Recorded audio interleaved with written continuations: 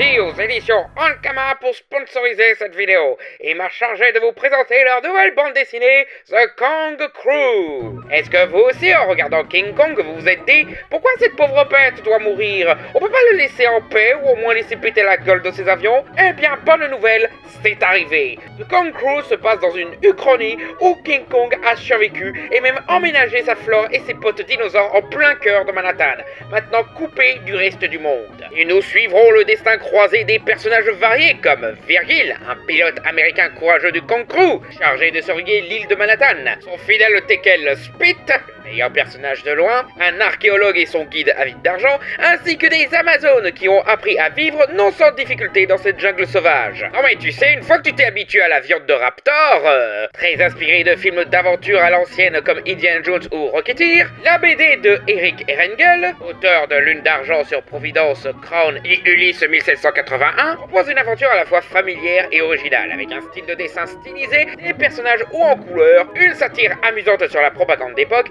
et bien sûr des combats titanesques. Cette nouvelle série devrait plaire à tout fan de cinéma d'aventure et surtout de King Kong. Le deuxième tome est disponible chez votre libraire ou via le lien dans la description. Encore merci à Ankama pour avoir sponsorisé cette vidéo et une bonne vidéo à tous.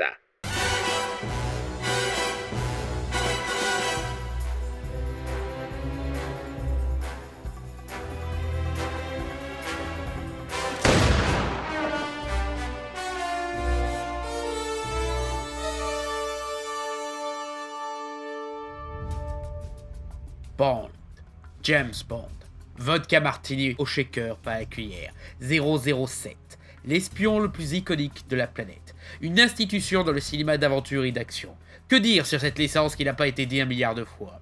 J'aime James Bond, particulièrement la période Daniel Craig malgré ses aspects inégaux. Les scènes d'action cool, percutantes, pleines de suspense, la réal soignée de Sam Mendes, l'efficacité de Martha Campbell, la surprenante maîtrise de Kari Joji Fukunaga, la musique grandiose, les génériques d'ouverture, même dans les mauvais épisodes c'est ce qui se fait de mieux, et les James Bond girls avec une personnalité marquante, leur caractère mordant, leur aptitude impressionnante, leur charme, et bien sûr, James Bond lui-même. Un personnage charismatique, super fort, malicieux, séduisant très facilement les femmes, alcoolique, bourrin, sans émotion ou empathie, privilégié, très nul pour s'infiltrer, agresseur sexuel, arme mortelle au service d'un gouvernement pas toujours très cool. Un personnage dont il est très populaire de dire que c'est celui que tous les hommes veulent devenir. Vraiment? On veut devenir ça? Ok, faut qu'on parle.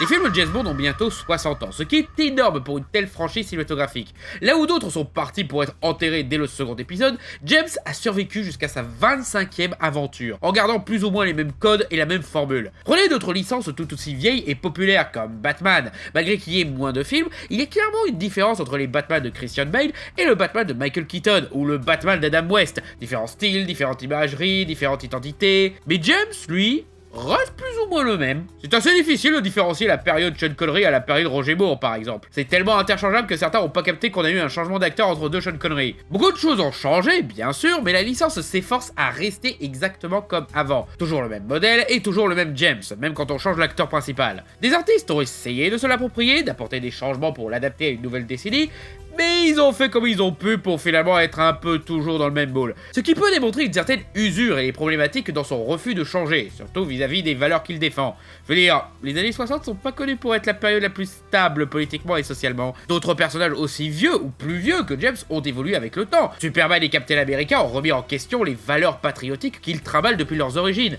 Mais James a rarement ce genre de remise en question. Et c'est encore plus inquiétant vis-à-vis de son statut de fantasme d'homme alpha qu'on rêve tous d'être, qui a surtout servi à nous vendre des costards, des montres et des voitures. James Bond ne conduit pas une Ford. Non, parce que c'est un dégénéré. Oui, James Bond est une figure qui inspire l'admiration. Il est classe, sûr de lui, aventureux, désiré, etc. Mais vu que les producteurs s'en servent pour nous donner envie d'avoir une montre, on est en droit de se demander qu'est-ce qui nous inspire d'autre. Et doit-on se laisser avoir par une telle manipulation? Beaucoup ont justement proposé des alternatives et des propositions de nouveautés à travers des simili et des tournures parodiques. James Bond étant une icône de la pop culture, c'était inévitable. Et dans cette vidéo, nous allons explorer comment James peut évoluer et devenir meilleur et toujours pertinent de nos jours en explorant qui il est et ce que ses doubles proposent comme alternative. Et avant de commencer, je sais déjà que certains craignent que je vais imposer à James Bond d'être politiquement correct et woke.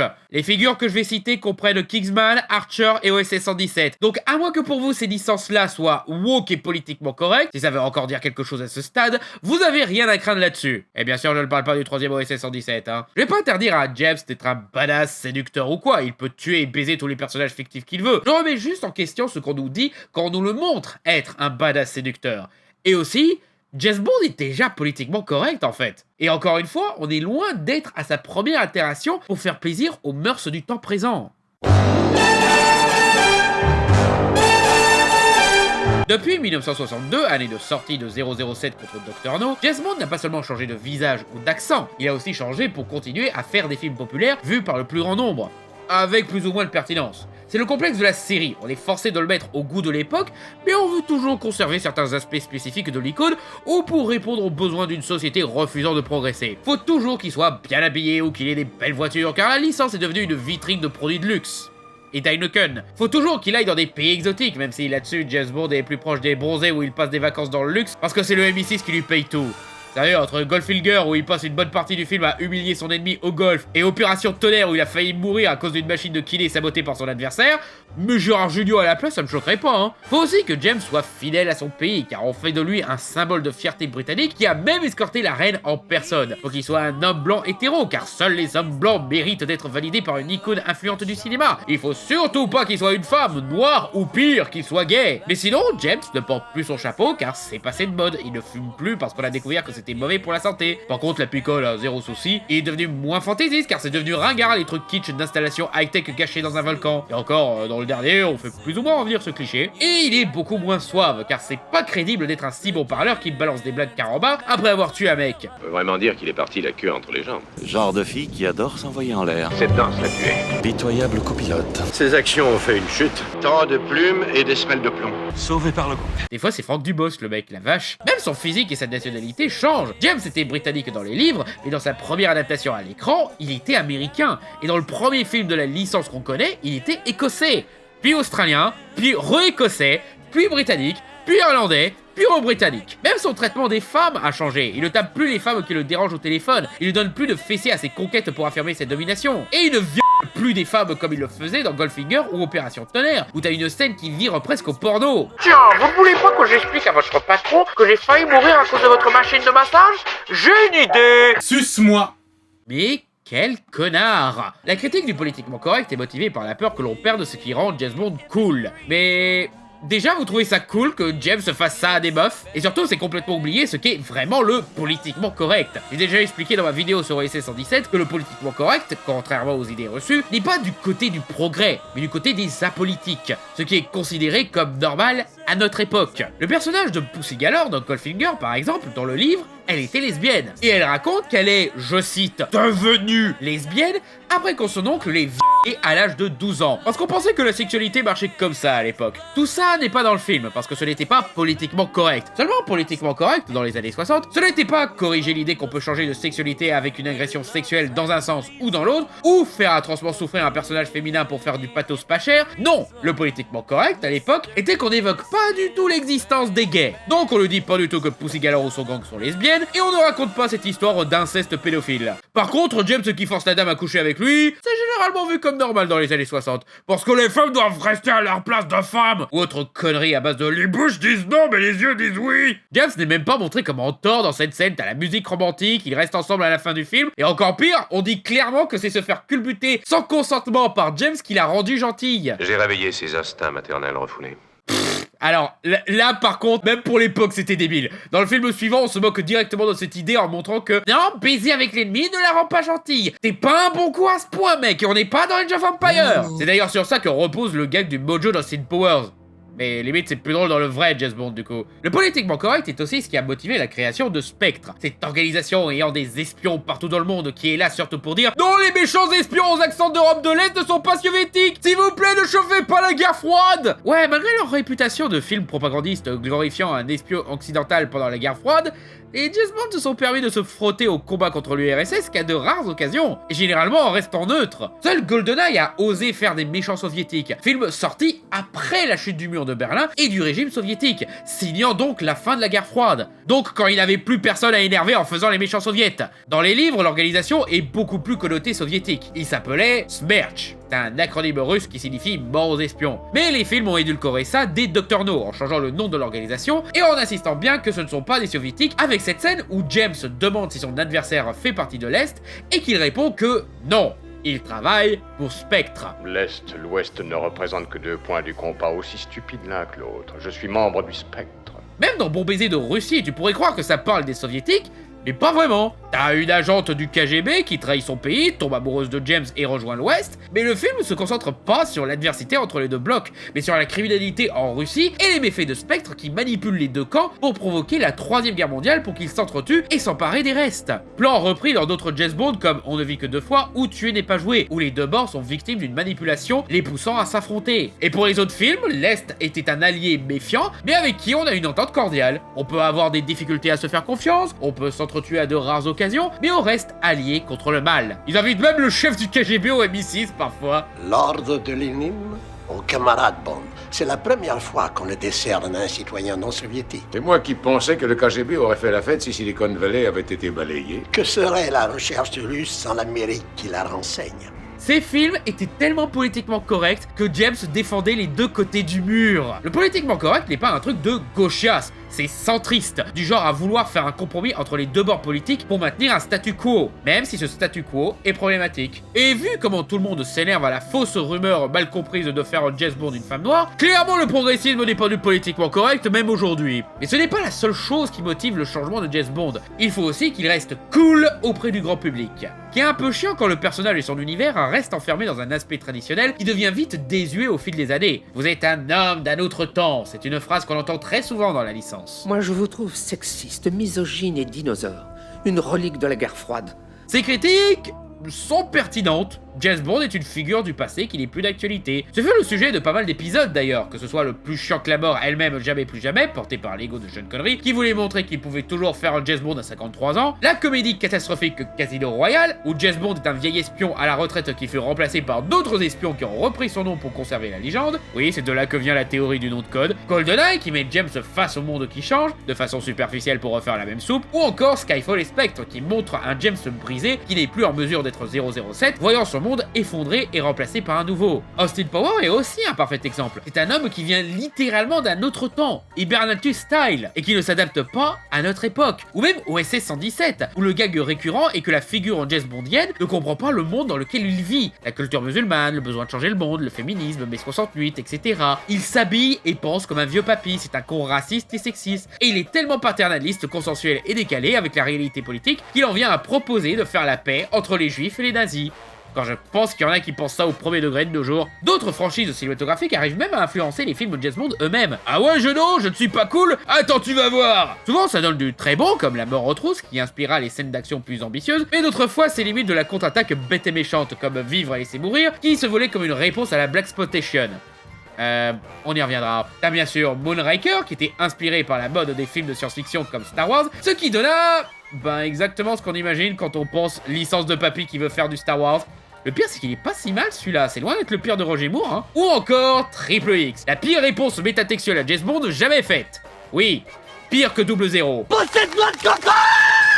Put the coconut down now! Triple X était une tentative pitoyable de faire un James Bond cool et extrême pour la génération Sport de glisse et Fast and Furious. Rien que la première scène est une critique puérile. Parce que tu vois, Bond, il est trop ringard, il va à un concert de Rammstein pour infiltrer des espions hardcore tatoués avec son costard de pingouin. Donc comme il est con et s'habille comme un vieux, il meurt en 2 secondes. Un vrai héros, c'est genre Vin Diesel quoi. Musclé, tatoué, écoute du hard rock, conduit des voitures de tuning, il fait du sport extrême, porte un... Ouais, il est trop badass, Vin Diesel, dans son manteau style Cruella d'enfer. Aussi, vous êtes au courant qu'il y a un agent Triple X dans James Bond? C'est l'agent du KGB que James séduit dans L'espion qui m'aimait. Non, parce que ça casse un peu votre délire de gros beauf machiste d'avoir un héros qui porte le nom du James Bond Girl. C'est une critique débile et immature juste pour caresser dans le sens du poil des adolescents voulant se rebeller contre les héros de leur papa ringard. Et fallait être une victime de la mode sans cran ni confiance en soi pour croire que James Bond serait mieux comme ça. Bref, un an après, sort Meurt un autre jour, où James fait du sport extrême et montre que c'est pas une chochotte, car il survit à des mois de torture dans un goulag coréen, le tout avec des voitures de tuning, de la techno de Jones mêlée à Madonna, et des gadgets plus proches de la science-fiction que de James Bond. On est cool maintenant? Non. Non, mais bien... Même pas bien essayé en fait, t'aurais pas dû essayer du tout. Mais un autre jour avait commencé sa production avant Triple X, donc je vais pas blâmer Triple X pour ce nanar hilarant. Bien que c'est parlant que le réal de Meurt un autre jour fera plus tard la suite encore plus pourrie de Triple X. Par contre, tout de suite après ça, on a eu la célèbre licence La Mémoire dans la peau, qui est un James Bond réaliste, avec une caméra à l'épaule et des scènes d'action plus frontales et douloureuses. Oh, et c'est la mode des reboots, donc on va dire que c'est un James Bond qui reprend tout depuis le début. Cherchez pas trop pour la présence de Judi Dench. Ce qui a donné le très divertissant Casino Royale et...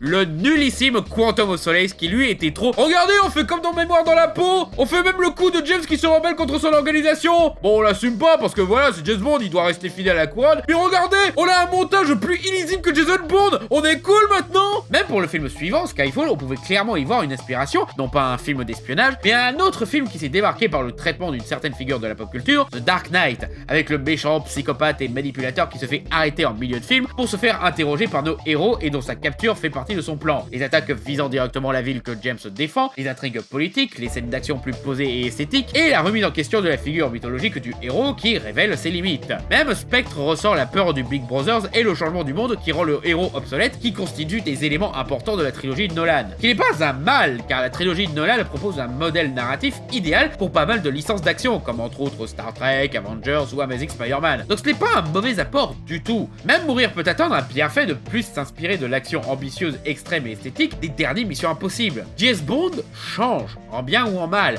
Donc vraiment, où est le mal qu'il continue de changer? Je veux dire, prenez les gadgets, on les a acceptés comme un code indissociable de James Bond, au point qu'on critique l'ère Daniel Craig parce qu'il en utilise pratiquement pas. Mais en vrai, même les gadgets étaient un rajout pour être dans l'ère du temps. Dans les livres et Dr. No, James n'en avait pas du tout. C'est qu'à partir de Goldfinger que Q débarque pour refiler des gadgets à James, parce que Batman et Mission Impossible cartonnaient à l'époque. Et depuis, la licence joue au ping-pong sans gadget ou avec gadget depuis au service de Sa Majesté. Donc si on peut accepter ces changements-là, pourquoi ne pas changer des trucs qui en ont vraiment besoin?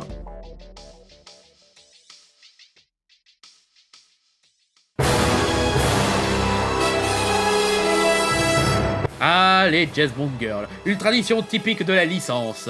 Comment oublier Molly Penny, Pussy Galore, Paloma, Natalia, Tatiana, Octopussy, Mayday, Vesper, Solitaire, Nomi, Madeleine, Pam, Tracy, Wailing, Xenia, Anya, Camille... la brune, la blonde, l'autre brune, l'autre blonde, la rousse, l'asiatique, l'autre asiatique, la noire, celle jouée par Halle Berry, celle qui portait ce bikini, celle peint en doré, celle qui n'était pas crédible, celle qui voulait se venger, celle qui a littéralement détruit la base du méchant avec son cul, celle jouée par Terry Hatcher, celle jouée par Monica Bellucci, celle jouée par la psychopathe de Gone Girl, celle jouée par la nana de l'enquête corse et... Oh tiens, Sophie Marceau, qu'est-ce que tu fous là? Que serait James dans une belle femme avec un caractère charmant qu'il peut séduire, manipuler, abuser... Utiliser ses croyances pour faire croire qu'ils sont destinés à devenir amants? Putain, mais quel connard! Croyez-le ou non, je vais pas chercher à convaincre que la licence est trop misogyne ou quoi. Car c'est un problème de moins en moins d'actualité en fait. Surtout après Mourir peut attendre. Mais bon, apparemment, un James Bond pas macho, direct c'est de la propagande woke selon certains, hein. Alors qu'en vrai, on en est encore loin, il y a encore du boulot, malgré les énormes progrès au fil des années. Les premiers films étaient très misogynes, ouais, mais plus à cause de l'époque et de l'idée que James devait être un fantasme d'homme idéal. Ce qui le rend assez proche du personnage de film porno dans cet angle-là quand on y pense. Au Japon, l'homme passe toujours en premier, les femmes viennent en second. Je prendrai ma retraite ici. Mais en soi, que James s'envoie en l'air avec une centaine de femmes, on s'en fout un peu, il fait ce qu'il veut de sa vie sexuelle tant qu'il le fait avec des femmes consentantes, avec respect, et qu'il ne s'engage pas dans une relation sérieuse avec une femme qu'il trompera à un moment. Et malgré des dérapages bien sales un peu trop facilement pardonnés, il reste généralement respectueux. Je précise, cette observation ne marche que pour les personnages de fiction. Commencez pas à la prendre pour justifier des saloperies réelles, hein. Molly Penny sait à quoi s'attendre quand James la drague, mais ça l'amuse plus qu'autre chose, et ça semble pas la gêner qu'il s'envoie en l'air avec d'autres femmes. Ça a même l'air de l'amuser d'avoir des détails, ou de l'envoyer balader. Même quand James essaye plus directement de lui déboutonner une chemise, car ils ont une bonne alchimie, elle dit non, et il comprend que non veut dire non. Force pas plus que ça et arrête de chercher. Vous voyez les mascus? Même James Bond l'a compris. Et James ne semble pas dépasser le cadre de l'indécence avec elle. Il lui envoie pas des dick pics ou une connerie dans le genre. De ce qu'on en sait. Putain, maintenant j'imagine James en mode incel. Pourquoi tu veux pas de moi, mon épénie? Non, rien que pour vos yeux, une adolescente s'éprend de lui. Mais n'étant pas youtubeur ni e-sportif en Smash Bros, il refuse de se taper une mineure. Je doute que le tonton Harry nous approuve. Certes pas. Lui, il me croit encore vierge. L'une des rares fois où on peut voir James sortir une tête qu'on peut traduire, je ne veux pas savoir. Bref, respect de l'autre et consentement. C'est ce qui fait la différence entre le séducteur et le harceleur agresseur. Et ce n'est pas toujours évident, surtout dans les vieux James Bond qui sont sortis à une époque où les gens ignoraient encore ce qui pouvait être considéré comme irrespectueux pour la gente féminine. Dans la période de Sean Connery, t'avais autant des femmes qu'il séduisait avec classe comme Sylvia Trench que des femmes qu'il manipule pour les besoins de sa mission, parfois justifiées comme avec Miss Taro, une espionne qui voulait le piéger, et parfois cruelles comme Tania de Bon Baiser de Russie, dont il manipule les sentiments, et parfois la violente pour les besoins de sa mission. D'autres fois, il carrément des lesbiennes comme Pussy Galore. Et l'autre fois, il a une nana Osef qui passait dans le coin, qui l'embarque dans sa mission dangereuse juste pour avoir un coin chaud ou la ranger en fin de film. Même dans les Rangimour, les films étaient limite bof. Mademoiselle... Juste moi. James Bond de la classe incarnée, le flegme britannique. Une nana qui s'appelle Suce-moi. Oh, Austin Power regrette de pas avoir eu l'idée avant, tiens. Delta de Fagin. Non, Mike, non, désolé, mais c'est drôle quand un truc comme James Bond le fait, mais quand c'est toi, c'est attendu et triste. Un autre problème que je n'explique pas trop, le fait qu'on essaye de vendre James comme romantique. Alors que je m'excuse, mais faire du rentre-dedans et se lancer dans des relations motivées que par le cul...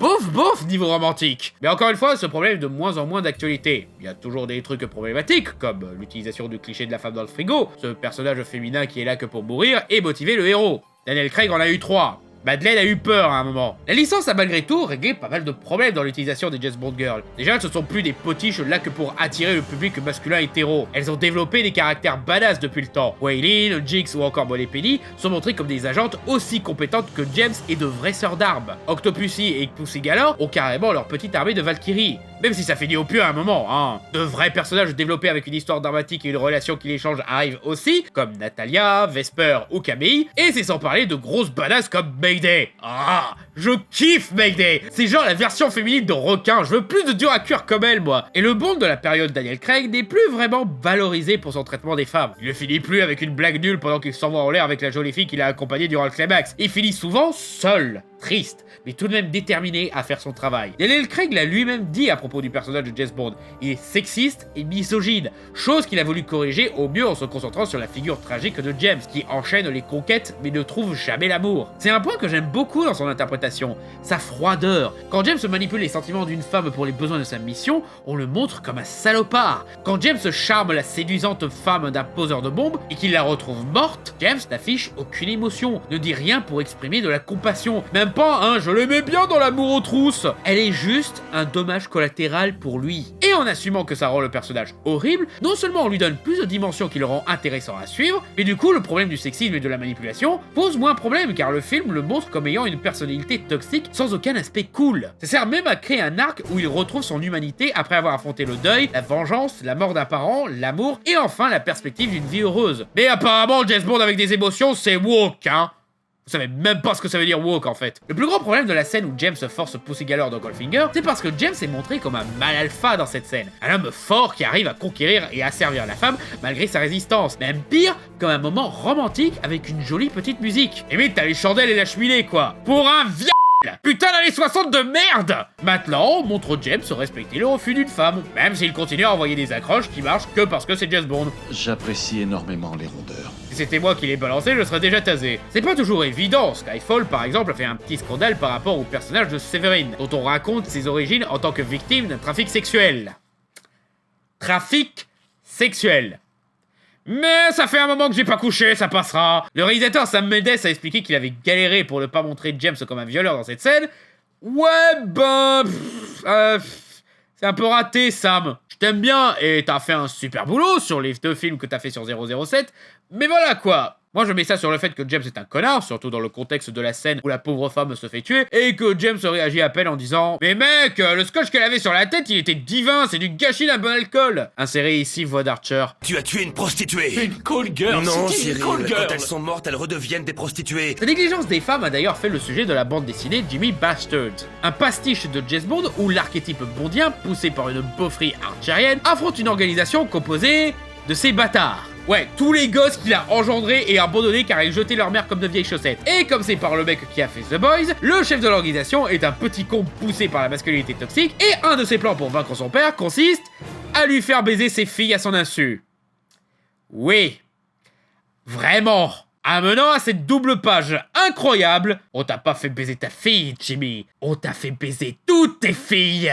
C'est complètement con, mais aussi pertinent. À force de baiser n'importe qui et délaisser ses conquêtes à travers le monde, qui dit qu'un jour il va pas finir par baiser quelqu'un de son sang? Et son côté mal alpha qui a toutes les nanas à ses pieds, ça ne créerait pas une névrose chez des petits incels qui penseront que c'est ce modèle d'homme qu'ils doivent être et piqueront une crise à chaque rappel qu'ils ne seront jamais comme lui? Oh, et s'il y a des anti-AJW qui portent l'auteur Garth Ennis dans leur cœur, car il leur verrait chier le politiquement correct, le seul enfant digne de l'héritage de Jimmy est une femme noire. Et toc.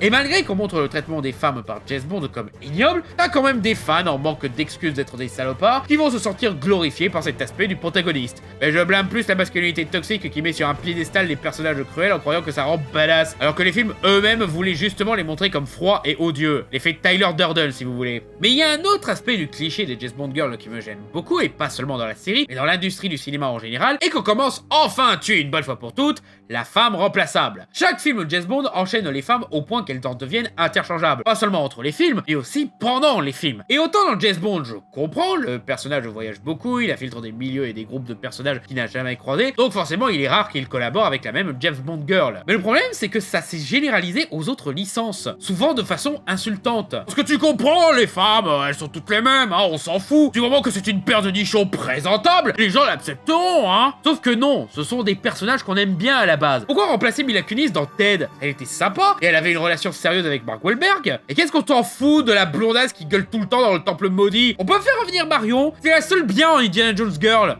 Bon, Sean Connery en seconde best girl. Même dans James Bond, beaucoup trouvent dommage qu'on ne revoit plus certaines James Bond Girls. Même que certaines devaient y revenir. Michelle Yeoh, James Bond Girl de Demain ne meurt jamais, devait y revenir dans Meurt un autre jour. Ce qui n'est pas arrivé car elle était déjà engagée pour jouer dans... Le Talisman. Qui se souvient du Talisman? Et toujours dans Demain ne meurt jamais, Paris Carver, qui était écrite comme une ancienne conquête de James, qui retourne auprès de lui durant sa nouvelle aventure, et non pas que Terry Hatcher était mauvaise dans le rôle ou quoi, mais... ça aurait pas été mieux qu'elle soit vraiment une ex-James Bond Girl? Genre que ce soit Natalia, Lupe, Cara ou Pam? Moi j'aimais beaucoup Pam. C'était une des rares fois où je sentais une vraie histoire romantique entre James et une femme. Ça aurait été cool de la revoir à la place de Paris. Bon, femme dans le frigo, ouais c'est chiant, mais au moins qu'on évoque qu'elle existait, merde. Je ne sais pas, histoire qu'on ait une vraie histoire de James qui retrouve une ancienne conquête. Jinx, dans Meurt un autre jour, devait carrément avoir son propre spin-off pour avoir une sorte de James Bond féminin. James Bond féminin et noir donc.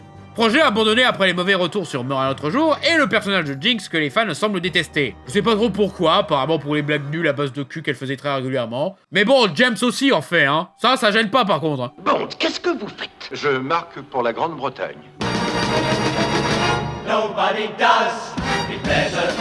Ce cliché commence à mourir progressivement ces temps-ci. Je pense que ça a commencé furtivement avec Indiana Jones 4 qui faisait revenir Marion et même lui donner une happy ending, mariage et gosse compris. Puis t'as Uncharted 2 qui commence avec une remplaçante ridiculement sexy d'Elena, malgré sa romance touchante avec Nathan, mais surprise... Elena Fisher. Le modèle de l'an dernier. Ah, blague sur l'objectification des femmes dans les films et jeux vidéo. Bien joué, Elena. Et finalement, elle est restée dans les 4 jeux et en devient une des meilleures romances de jeux vidéo. Puis on a eu Kingsman, qui, malgré son hommage respectueux de James Bond et de ses codes, casse de façon jouissive ce modèle de femme remplaçable en montrant la princesse Tilde, qui, dans le premier film, n'était là que pour une fin rigolote où le simili de James Bond encule une nana sexy interchangeable. Ben finalement, un film plus tard, ils vivent ensemble, ont une bonne vie de couple, se marient, et même mieux, on met notre héros face au dilemme personnel de devoir coucher avec une autre femme pour les besoins de la mission. Cool! Plus de ça, s'il vous plaît! Ah, Mission Impossible Fallout, tu tombes bien! Le cliché de la femme remplaçable dans la saga Mission Impossible, c'était... compliqué. Pour les femmes du premier, encore je veux bien, parce que... bah, elles sont mortes. La taxidermie, ça va pas trop passer, là. Nia dans Mission Impossible 2, bon... Osef un peu, j'avoue, car c'était surtout la nana sexy, là que pour être sexy. C'est un peu chiant qu'avec la romance passionnée qu'elle et Ethan avaient, on la jarte sans cérémonie entre deux films. Julia dans Mission Impossible 3, ça se concentre beaucoup sur leur vie de fiancés, au point que c'était impossible de la jarter entre deux films. Donc Protocole Fantôme a pris le temps d'expliquer pourquoi elle n'est plus là et lui donner une meilleure sortie que les autres personnages féminins de ce genre de film. On montre même qu'Ethan lui reste fidèle malgré la séparation. C'est dommage pour Maggie Q par contre, elle était sympa. Mais bon, ça enchaîne sur ma Mission Impossible Girl préférée dans Protocole Fantôme, Jane, qui elle s'est fait jarter entre deux films. Là par contre ça me fait chier grave. Même si Ilsa elle cool hein, bien sûr, on aurait pu garder Jane quoi, merde. Dieu merci, Fallout a mis fin à cette tradition chiante en faisant revenir Ilsa et Julia. Jane n'était pas dispo. Non ouais, j'en demande peut-être trop là. Et même James Bond s'y met. Madeleine n'était pas ma James Bond girl préférée, mais je suis content que pour une fois, il y en a une qui reste. Surtout si ça permet de mieux développer son personnage, ainsi que sa relation avec James. Avant elle, les seules femmes à revenir dans un film James Bond étaient Moneypenny et M. Et Sylvia Trench. Mais pour le peu de temps d'écran qu'elle a, voilà quoi. Oh, il y a aussi la fois bizarre où ils ont fait revenir Maud Adams pour jouer une toute autre James Bond girl. J'ai jamais compris ce choix. Surtout que la seule actrice de James Bond girl à revenir, bah c'est une de celles qui s'est fait tuer. Bizarre. Et puis voilà, Madeleine avait un lien spécial avec James. C'est la seule qui avait une romance un minimum concrète avec la version Daniel Craig. Et elle a été une inspiration positive pour James, au point qu'il épargne Blofeld et prenne sa retraite pour avoir une vie heureuse. Et ça continue en donnant à James l'opportunité de redevenir humain avec une famille et tout. Même sa relation avec Vesper était fade en comparaison. Je sais pas pourquoi, peut-être est-ce la faute de l'actrice, de la direction d'acteur, de l'écriture. Je veux seulement que tu saches que même s'il ne restait de toi, que ton sourire et que ton petit doigt, tu resterais pour moi le seul homme digne de ce nom. Définitivement l'écriture. Ils ont bien fait de prendre une femme pour le scénario de Mourir peut attendre, tiens. Mais apparemment être monogame c'est woke. Ok, j'arrête. Non, en fait, je peux même pas promettre ça avec tous ces cons qui crient woke dès qu'une femme noire a un flingue. Pourquoi ils ont rien dit pour Vivre et laisser mourir, Dangereusement vôtre, Meurt un autre jour ou Skyfall? Parce que clairement, ils ont pas vu un seul James Bond, ou que le climat des débats n'était pas le même quand ces films sont sortis. Mais ouais, faites revenir plus souvent les James Bond girls. Ce sont pas que des nichons sur pattes, ce sont des personnages cool. Dans Skyfall, quand on découvre que l'agent qui accompagne James est Moneypenny, j'étais content car ça voulait dire que ce personnage cool sera là dans la suite et qu'elle couchera jamais avec James pour changer. Je veux revoir Moneypenny, je veux revoir Mayday, je veux revoir Natalia, je veux revoir Pam, je veux même revoir Camille qui, malgré qu'elle était dans le pire James Bond de l'ère Daniel Craig, elle était la meilleure James Bond girl de cette même ère. Enfin, seconde depuis Paloma. Qu'est-ce qu'on nous emmerde avec Nomi? Je veux un spin-off sur elle, moi. Je veux savoir ce qu'elles deviennent, comment elles vivent leur séparation avec James, si elles veulent toujours être avec lui. Surtout que ça permettrait d'explorer en profondeur le personnage de James Bond. Comment peut-on aimer un homme dont le premier amour est envers l'Empire britannique?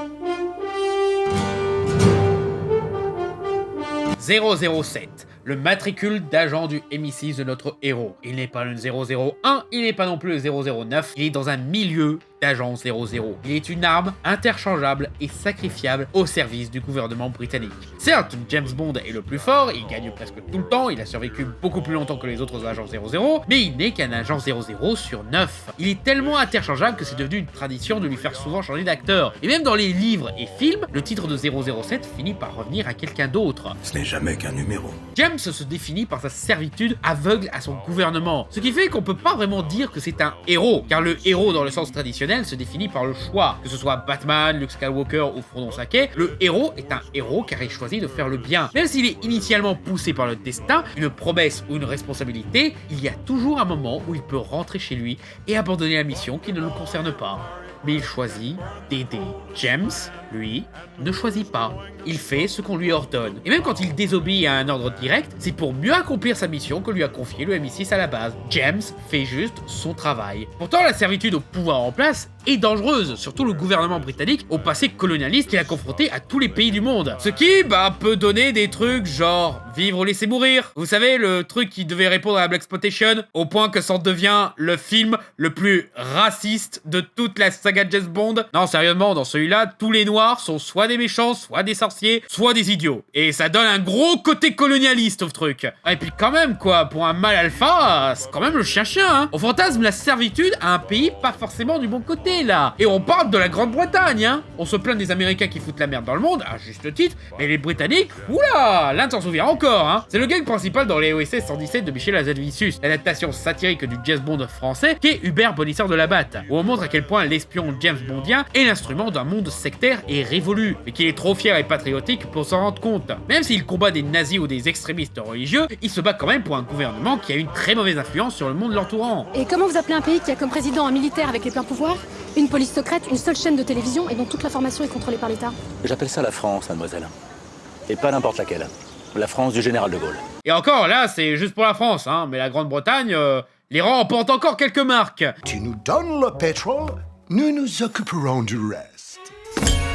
Certes, on n'a jamais vu James combattre des gens qui semblent moralement bons. Ce sont toujours des psychopathes voulant provoquer des guerres mondiales ou tuer des gens par millions pour sentir qu'ils ont une plus grosse que les autres. Même quand leur but semble plus noble, comme Renard, un anarchiste qui se bat pour la liberté et pour protéger une culture bafouée, il faut quand même montrer que c'est un connard de vouloir changer le statu quo, donc forcément c'est un gros méchant sans âme qui va faire péter une bombe nucléaire qui va tuer des millions de gens innocents, et qu'il se fait manipuler par une connasse de femme libre qui veut s'emparer d'un empire industriel. Mais qu'arrivera-t-il le jour où James sera envoyé pour quelque chose de vraiment mauvais par son gouvernement? C'est justement une question devenue très récurrente dans le genre du film d'espionnage depuis le scandale de Watergate. Et si l'espion était dans le mauvais camp? Si le gouvernement était l'ennemi du peuple? Conversation secrète est un exemple parmi tant d'autres de films montrant un visage plus pathétique et aliénant de ce monde d'espionnage, avec un Gene Hackman loin de la grâce d'un James Bond qui sombre dans la paranoïa en se retrouvant mêlé dans une affaire qui le dépasse. La mémoire dans la peau, James Bond a beaucoup repris de son identité visuelle, mais il en oublie l'élément essentiel de cette licence. C'est un agent de la CIA qui se rebelle contre ses dirigeants car il a découvert qu'il était dans le mauvais camp. On n'a jamais vu James tuer un père de famille parce qu'il menait une politique qui gêne les affaires de son gouvernement, mais qui nous dit que dans la réalité, un mec comme James Bond ne ferait pas ça? Il y a un autre mot qu'on utilise pour qualifier James dans les films: assassin. Et c'est vrai que souvent, il fait plus Agent 47 mais avec des cheveux qu'héros. C'est une question qui définit la trilogie Captain America, la seule trilogie du MCU qui tient à peu près la route, et qui est pas mal inspirée de films d'espionnage, en commençant par une vision fantasmée et héroïque du soldat américain, pour ensuite le confronter à une réalité post-Watergate, où les espions sont tellement partout qu'on ne sait plus à qui se fier. Mais quand Captain America découvre que l'organisation pour laquelle il travaille a des méthodes discutables, il le dit. Ça, c'est pas la liberté, c'est la terreur. Au Shield, nous ne croyons pas en un monde idéal. Nous le prenons comme il est. Et il serait plus que temps de vous conformer à ce programme, Captain. Faudra patienter. Quand il découvre que son organisation est infiltrée par des nazis, des agents d'Hydra, il n'hésite pas à se dresser contre elle et même complètement la démanteler pour arrêter définitivement Hydra. Le Shield et Hydra, tout doit disparaître. Et quand son gouvernement le force à l'obéissance, il ne peut s'empêcher de se rebeller, car il sait que trop se laisser dominer par les politiciens et les puissants serait prendre le risque d'être des instruments de répression brutale et anti-liberté. Mais les responsables politiques ont des centres d'intérêt qui changent. Et c'est une bonne chose. Si nous signons ça, nous perdrons notre pouvoir de décision. Imaginez qu'on nous envoie sur un terrain où on ne veut pas aller. Ou qu'on ne nous laisse pas aller où on estime que c'est nécessaire. Parce que ce qui définit Captain America, ce n'est pas qu'il sert l'Amérique, c'est qu'il défend ceux qui ne peuvent se défendre seuls. Je n'ai envie de tuer personne. Je déteste les brutes, quelle que soit leur origine. Même les jeux vidéo comme Metal Gear Solid mettent la figure partiellement James Bondienne de ses différents protagonistes devant la réalité de ce qu'elle est.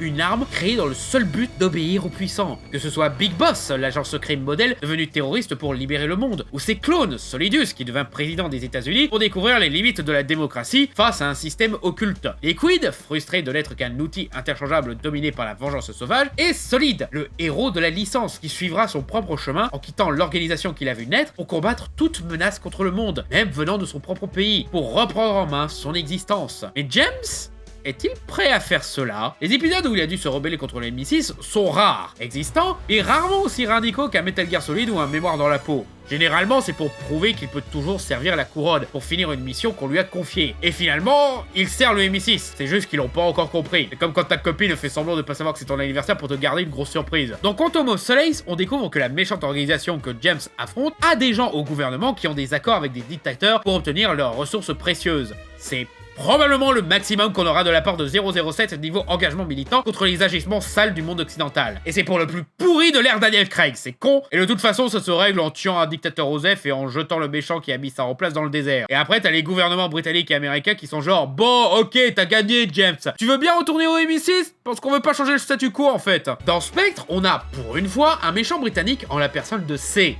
Et ouais, pour une fois, Je sais pas si vous avez remarqué, mais les films James Bond ont une tendance à être un petit peu racistes sur les bords, hein. N'est-ce pas, vivre et laisser mourir? Les méchants sont toujours des étrangers avec des accents européens plus ou moins prononcés. Il y a eu des méchants qui sont censés être britanniques, bien sûr, mais soit ils ont des origines russes, soit ils ont des origines allemandes, soit ce sont des Coréens qui ont changé leur ADN et se sont créés une identité britannique. Est-ce que j'ai dit que Meurt un autre jour est complètement taré?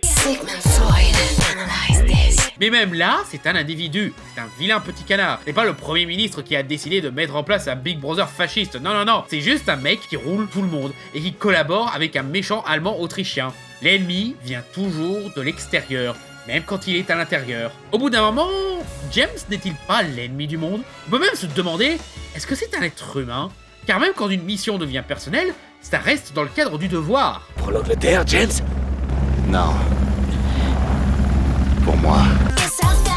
Il n'y a eu que 2 fois où James était motivé personnellement au point d'envoyer chier le MI6. C'était dans Mourir peut attendre et Permis de tuer. Un James Bond très sous-estimé car non seulement James choisit, donc héroïse, non seulement son choix est d'agir dans une mission hors de sa juridiction sans passer par le MI6, non seulement il a une motivation purement personnelle pour partir après le méchant, mais surtout, James fait un travail d'espion! Oh putain, il a réussi! Enfin, il a compris qu'un espion, ça s'infiltre! Ça débarque pas comme une fleur en disant son vrai nom à tout le monde! Vous êtes monsieur? James Bond, la réservation est au nom de Peach. Non, il entre dans le cercle d'amis du méchant, propose ses services, et il manipule le mec pour que son empire s'autodétruise! Oh mon dieu, il a fallu attendre le 16e épisode pour qu'enfin James agisse en vrai espion! Enfin de l'espionnage dans cette franchise d'espionnage! Non, sérieux, j'adore ce film, hein, mais...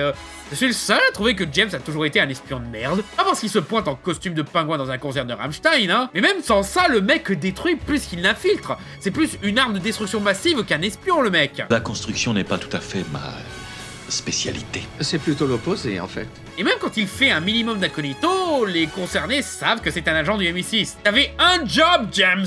Le seul film où James est un vrai espion, et c'est celui où il perd son job parce qu'il s'attaque à un méchant qui ne concerne pas le MI6 pour venger la femme de son meilleur ami. C'est un comble ça quand même, hein. Et enfin, Mourir peut attendre, où James est toujours poussé dans chaque action par une motivation personnelle et un choix. Et cette fois, on en fait tellement un héros mythologique qu'on fout carrément des références à la mythologie grecque. Oh tiens, 3 mecs bizarres qui tiennent un œil bionique. C'est marrant ça comme il me... Oh putain, ce sont les Grés! Première scène, il va en Italie pour rendre un dernier hommage à son ancien amour. Élément déclencheur, James se voit proposer d'aider ou la CIA ou le MI6. Et il choisit la CIA parce qu'il découvre qu'M a trahi sa confiance. Donc en plus, on a un film où oui, M est en tort. Il rejoint quand même le MI6 pour vaincre la menace actuelle, mais non pas par fidélité, mais pour venger son pote Félix, et surtout parce que selon James, c'est la seule chose à faire pour le bien de tous. Et comme si c'était pas assez pour en faire un héros avec des motivations, rajoutons-lui un autre enjeu personnel avec le sauvetage de la femme de sa vie et de sa fille. Il y a même un moment durant le final où il se dispute avec M, car pour sauver le monde d'une menace apocalyptique, ils doivent prendre le risque de foutre en l'air les relations de la Grande-Bretagne avec le reste du monde. Si on ne fait pas ça, il ne restera plus rien à sauver. Et bien sûr, spoiler pour ceux qui n'ont pas vu Mourir peut attendre, James se sacrifie. Non pas pour le monde, pas pour l'Angleterre, mais pour sa femme et sa fille. À ce moment-là, James n'est plus l'arme d'un gouvernement. Il était un homme. Un homme prêt à tout pour sauver ce qui est bon et ce qu'il aime. Mais c'est trop woke apparemment! Ouais, c'est mieux de n'avoir aucune humanité, aucune motivation, aucun sentiment, et d'être le gentil toutou d'un gouvernement au passé colonialiste. Ça, c'est être un vrai mec! Ne changez pas le James Bond de mon enfance! Ces gens sont tellement matrixés qu'ils pensent que le summum de la virilité, c'est la servitude en un gouvernement. Une reine en plus de ça. Il est bizarre votre mal alpha, les incels. Donc voilà, on n'a rien eu d'aussi radical dans cet aspect-là. Et c'est dommage, il faut plus de James Bond qui n'hésite pas à défier son gouvernement pour faire ce qui lui semble juste. John le Carré, maître du roman d'espionnage, auteur de La Taupe, l'espion qui venait du froid et le tailleur de Panama, mais aussi vrai ancien espion, avait qualifié James Bond de fasciste. Ouais, le bon F, let's go. Disant que si les filles n'avaient pas été aussi jolies et les martinis aussi secs, il aurait tout à fait pu rejoindre Spectre. C'est même justement son opposition au modèle James Bondien qui a caractérisé l'écriture de ses best-sellers. Et bah il marque un point en fait. Malgré 60 ans d'aventure, on ne sait pas qui est James Bond au fond. Encore une fois, la seule fois où il était vraiment humain, c'est dans le dernier film sorti. On sait qu'il aime l'alcool, les jolies filles et les voitures, mais... c'est tout en fait. Qu'est-ce qui le motive à se lever le matin? Quelle conviction l'a poussé à rejoindre le MI6? Les films permettent trop rarement à James d'avoir plus de dimensions que le Gary Stu badass qu'on admire tant. Daniel Craig a justement exploré l'idée que ce mec n'a rien dans sa vie à part la mission suivante. Quand il a une porte de sortie du monde du MI6, il fait que boire et risquer bêtement sa vie en attendant qu'on le rappelle. Le mec dort à peine et se retrouve des fois à faire ça. Qui t'envoie ici?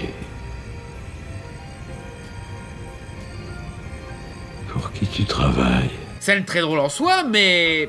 Putain, ouais, il a que ça, le mec. Il a tellement l'habitude de menacer les gens de son arme et dire pour qui tu travailles, que ça doit le rendre fou. Archer critique complètement ce modèle James Bondien motivé que par la vie de luxe. Il s'en fout de tuer des gens qui ne font rien de mal, de travailler pour des méchants, ou même de devenir un membre du cartel si ça permet de maintenir ses privilèges. Le rendant hilarant de pathétique. Dans Kingsman, le personnage d'Eggsy a une motivation claire. Prouver qu'un prolo comme lui peut avoir autant de valeur, voire plus, que les gens de la haute. Protéger sa mère, sa sœur, sa copine, ses amis, son chien, faire honneur à un homme qu'il respecte et juste faire le bien. Et ses motivations dépassent le cadre du service au gouvernement. Il n'hésite pas à tuer son supérieur hiérarchique après avoir découvert qu'il s'était associé avec un fou dangereux qui veut éradiquer les gens d'en bas. Ah bah oui, Kingsman a les couilles, lui, de dire que les méchants ce sont pas des individus, mais le système, les 1%, les politicards, l'élite, et leur faire exploser la tronche avec jouissance aussi. Mission impossible, même si le personnage n'a pas plus de nuances que James, sa façon d'agir démontre une vraie conviction morale. Il ne fait pas ce qu'il fait parce qu'on lui en donne l'ordre. Non, très souvent, il agit hors du cadre de l'organisation Mission Impossible et prend des risques que l'organisation n'approuverait jamais. Il sauve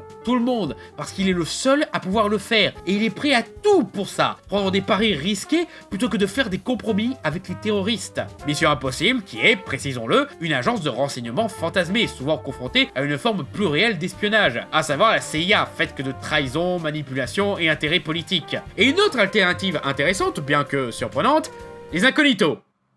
Ouais, le dessin animé où Will Smith se fait changer en pigeon. Regardez-moi.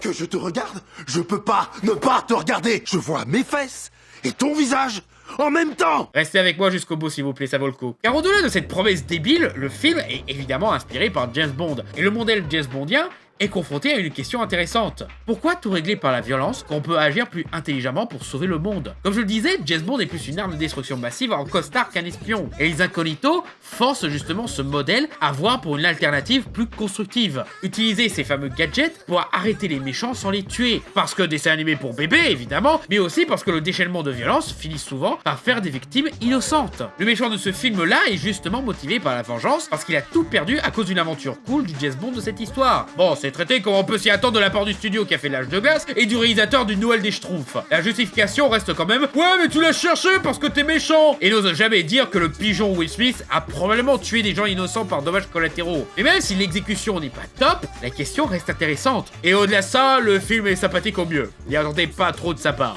Je l'ai probablement survalorisé en parlant de ça en fait. Tout ça pour dire qu'au final, James Bond, en général, n'est pas un héros. Voire difficilement un personnage, un soldat, une arme, un outil de son gouvernement, mais aussi de sa narration. On admire une arme de propagande sans humanité. Quand même dingue ça, non? Superman ou Captain America se font souvent critiquer pour être des personnages vides et propagandistes, mais James Bond a encore moins de personnalité que Superman et encore plus propagandiste justement. Même Captain Marvel et d'autres personnages féminins qu'on reproche trop souvent d'être des mérissous sans profondeur en ont bien plus que lui. Quand c'est une femme, c'est de la propagande féministe, mais quand c'est un homme, c'est juste de la fantaisie de puissance pour le divertissement, hein. Aussi, Captain Marvel, elle s'est rendue compte qu'elle était dans le mauvais camp et s'est tirée, elle. On arrive à 60 ans de films sur ce mec et on le connaît toujours à peine. C'est au mieux le tonton cool qu'on croise lors des réunions de famille. Comment a-t-il pu tenir aussi longtemps alors que des personnages plus fascinants ont moins de films sur eux? Un seul mot, le fun.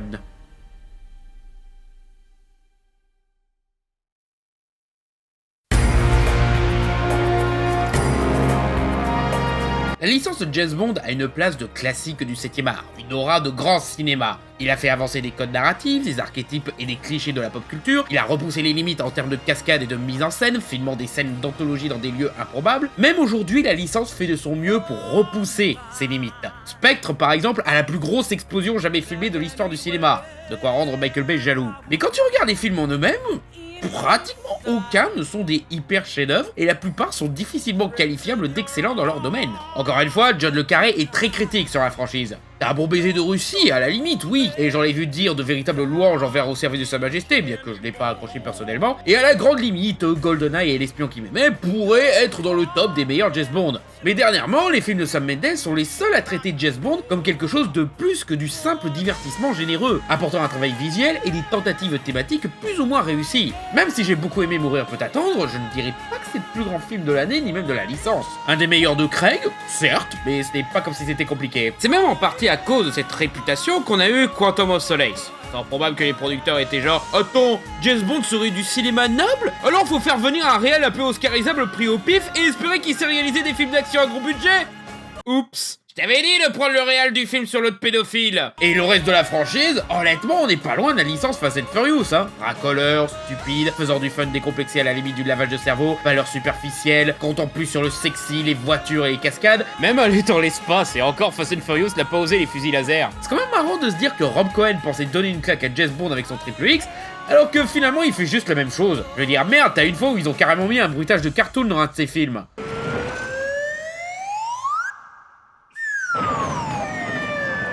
La prestigieuse saga cinématographique James Bond, mesdames et messieurs. Et du coup, pourquoi James Bond serait du grand cinéma? Même Marvel fait plus d'efforts pour avoir une thématique et un arc dans son histoire. Je l'ai démontré avec la trilogie Captain America, qui a une évolution critiquant une vision du soldat patriotique fantasmé. Est-ce qu'au final, ce que l'on considère comme les grands films, les classiques de nos jours, ne sont pas juste les films populaires popcorn d'hier? Comme je l'ai démontré, les films de James Bond sont les films d'espionnage les moins profonds. Ils sont au genre de l'espionnage ce que les experts sont au genre policier. Consensuel, la queue pour être classe, sans profondeur ou tentative de raconter quoi que ce soit de profond ou remettre en question son sujet. Ce qui est au mieux généreux et fun. Oui, bien sûr, le divertissement c'est pas mal ni sale. Mais dans le pire des cas, c'est limite anti-intellectuel. C'est d'ailleurs un aspect bien mis en avant par la relation entre James et Q. Q est le mec intelligent qui demande à James d'agir prudemment et intelligemment, de rendre son matériel en parfait état et de ne pas juste bourriner. Mais est-ce que James l'écoute? Non. Très rarement en tout cas.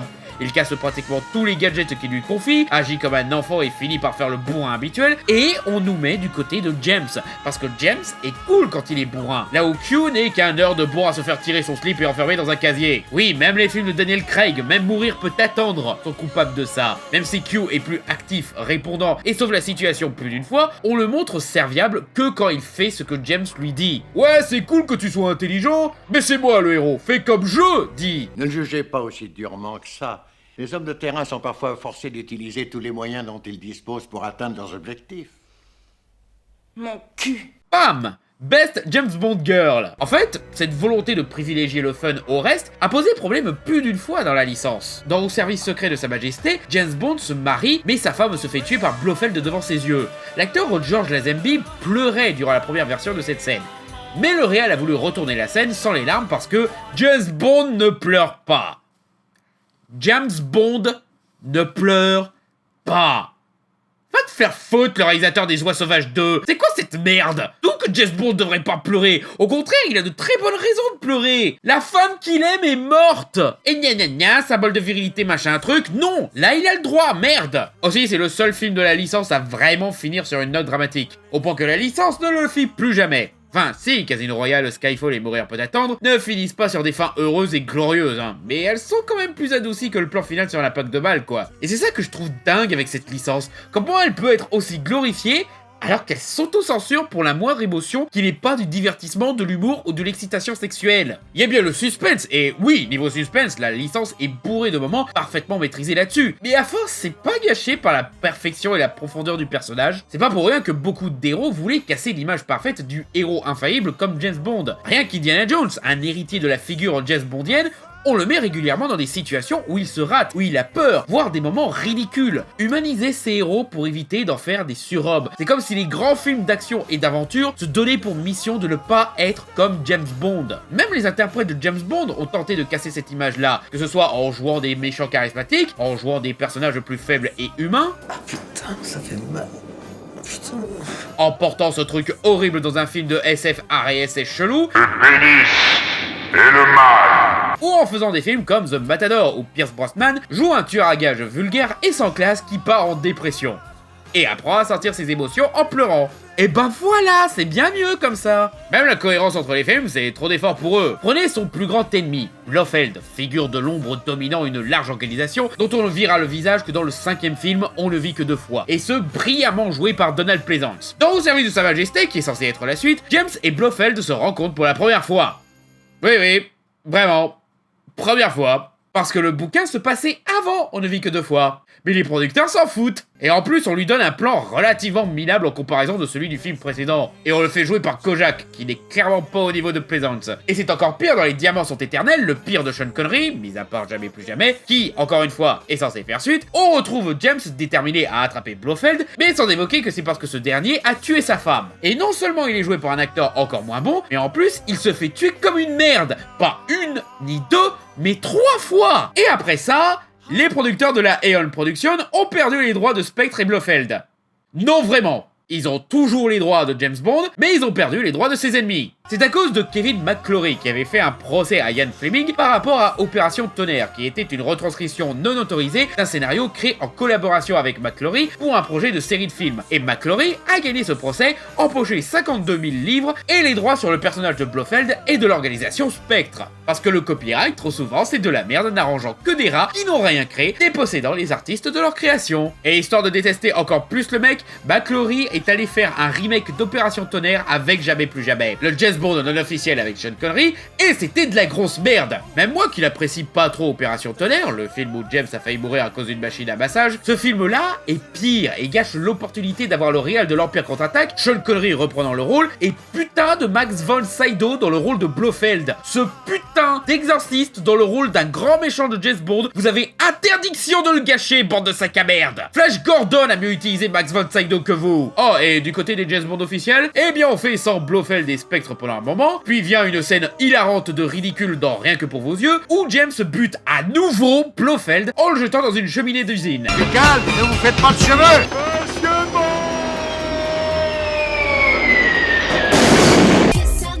Le tout alors qu'il était en fauteuil roulant et avec une doublure dont on ne montre pas la tronche. Je vois même pas pourquoi le mec a changé de tronche autant de fois que James. Qu'est-ce que ça change? Je veux dire, merde, c'est Blofeld, le tueur de sa femme, son ennemi juré, le pire salopard de la licence. Traitez l'affrontement avec dignité, merde. Ouais, c'est rigolo tant c'est mauvais esprit, mais une résolution quoi. Et faudra attendre Spectre pour que la Aeon Production récupère enfin les droits. Bien trop tard car cette version de James a dû se débrouiller avec un Spectre Light, à savoir Quantum. Mais au moins on rend sa dignité au personnage, on lui donne un acteur parfait dans le rôle, et il revient dans la suite, lui donnant une fin beaucoup plus digne que toutes celles qu'on lui a données jusque-là. Ce qui n'était pas dur. Et encore, même là, la cohérence, c'est en option. Entre Spectre, qui échoue à nous faire croire que Blofeld était le méchant de tout ce qui s'est passé dans les 3 précédents films, ce qui marche pas du tout, encore moins pour Skyfall, ou encore le fait que, d'accord qu'il avait perdu un œil dans Spectre, mais son orbite n'était pas vidé comme le montrait mourir peut attendre. Tout ça pour mettre cette histoire rigolote avec l'œil bionique, quoi. Mais bon, c'est déjà plus d'efforts que les diamants sont éternels. Donc, résumons, pas le droit d'être cohérent, pas le droit de pleurer, pas le droit d'avoir un propos politique trop risqué, pas le droit d'avoir des relations plus concrètes que l'envie de baiser, même être torturé, faut que ce soit un truc un minimum théâtral et non violent. On l'oublie, mais Meurt un autre jour était considéré comme révolutionnaire pour avoir montré James se faire capturer pendant des années et torturer. Et aussi pour être vu pendant un débat. C'est une drôle de remarque, mais ok. Et en plus, ça n'a pas sauvé le film, donc...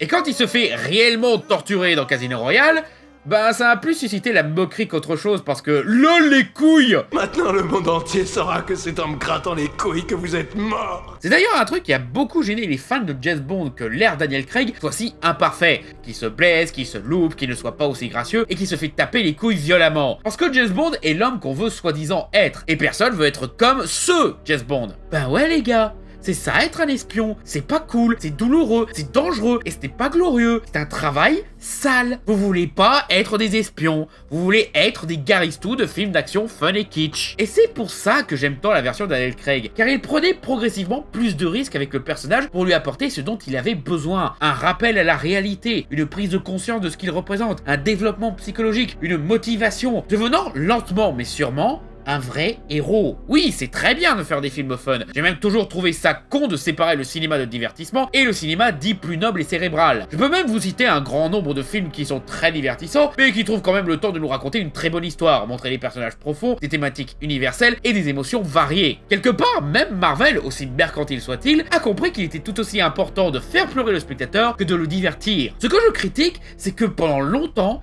James Bond s'est arrêté à ça, et que toute tentative d'essayer de faire plus plus, fut rejeté. Au service de sa majesté avec sa fin pessimiste, à mourir peut attendre avec un James Bond capable d'aimer, d'être triste et de mourir. On a besoin de plus de ça. On a besoin de James Bond qui pleure. On a besoin de James Bond qui fait face aux dilemmes moraux de ses actions. Et non l'oublier facilement avec une bouteille de champagne. D'un James Bond qui traite son entourage autrement que comme des outils interchangeables. D'un James Bond qui ose. Et ce n'est pas avec un public qui crie en scandale quand il se met à l'arrière d'une moto conduite par une femme que ça va s'améliorer. Tous ces changements ne vont pas gâcher la franchise. Au contraire, mes exemples ont prouvé que changer ne va pas rendre ces films moins fun. C'est même trop rester dans les acquis de la licence et des fausses nouveautés qui pourrissent le genre James Bondien. Les changements ont permis à James d'être en accord avec le spectateur pendant 25 films, autant esthétiquement, techniquement et moralement. Même quand ces changements sont des idées de merde résultant en une daube, au moins il essaye. Tous les hommes veulent être comme James Bond. Mais James Bond est vraiment devenu un homme que dans ce dernier film. Un homme capable d'aimer, un homme capable d'erreur et de s'excuser, de choisir et de mourir pour sauver ceux qu'il aime. Je pense que non seulement c'est ça le genre d'homme qu'on devrait prendre comme modèle, mais c'est aussi le genre d'homme qu'on est tous capables d'être. Car c'est un homme qui n'est pas défini par sa supériorité de mâle alpha, mais par quelque chose de plus pur et universel qu'on peut tous atteindre.